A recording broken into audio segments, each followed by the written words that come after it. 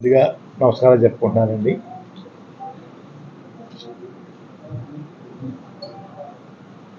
ముఖ్యమంత్రి గౌరవనీయులు జగన్మోహన్ రెడ్డి గారు పిలుపు మేరకు వైసీపీ పార్టీలోకి చేరడానికి నిర్ణయం తీసుకున్నానండి.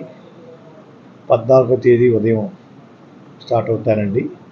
ఈవినింగ్ 4 to 6 మధ్యన పార్టీలో జాయిన్ అవ్వడానికి వెళ్తున్నానండి. ఆ విషయం మీ ద్వారా నన్ను అభిమానించే వాళ్ళందరికీ తెలియపరచమని కోరుకుంటున్నానండి.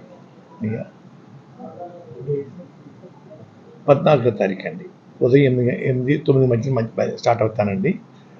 ఈవినింగ్ 4 to 6 మధ్యని సంవత్సరం పార్టీలో చేరుతానండి.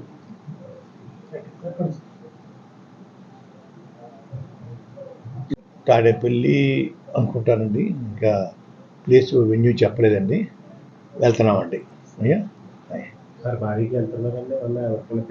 ఇంకా నేను ఇంకా పిలుపు ఇవ్వలేదు సార్.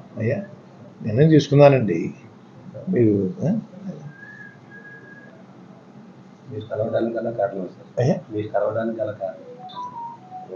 అంటే వారు పిలుపు మిథున్ రెడ్డి గారి ద్వారాను, కాకినాడ ఎమ్మెల్యే చంద్రశేఖర్ గారి ద్వారాను, గీత గారి ద్వారా, మన కన్నబాబు గారి ద్వారా వచ్చిందండి. నేను కూడా వారికి మద్దతుగా ఉండాలని నిర్ణయించుకున్నానండి. ఇంకా మంచి మంచి పథకాలు, సంక్షేమ పథకాలు ఇంకా పేదవారికి అందించేలాగా నా వంతు నేను కృషి చేయడం కోసం ఆలోచనతో ఉండి నిర్ణయం తీసుకున్నాను సార్. ఇప్పుడు కాకినాడ పార్లమెంట్ సంబంధించి పవన్ కళ్యాణ్ గారు పోటీ చేస్తారంటున్నారు కదా, ఆయన మీద ఏమైనా మీకు పోటీ చేయడం? నేను ఎటువంటి కండిషన్ పెట్టలేదు సార్. ఎమ్మెల్యే సీట్ కానీ ఎంపీ సీట్ కానీ అడగకుండాను సర్వీస్ చేయడం కోసం వస్తా అని చెప్పానండి. భగవంతుడి దయ వల్ల వారు మళ్ళీ అధికారం రావాలి, వచ్చిన తర్వాత వారు ఏదైనా ఇస్తే తీసుకోవడానికి సుముఖంగా ఉన్నాను తప్ప ఇప్పుడు మాత్రం ఎటువంటి సీటు నాకు కానీ నా కుమారుడు కానీ అడిగే ఉద్దేశం పెట్టుకోలేదండి. అన్కండిషనల్గా నేను చేరడానికి నిర్ణయించుకున్నాను సార్.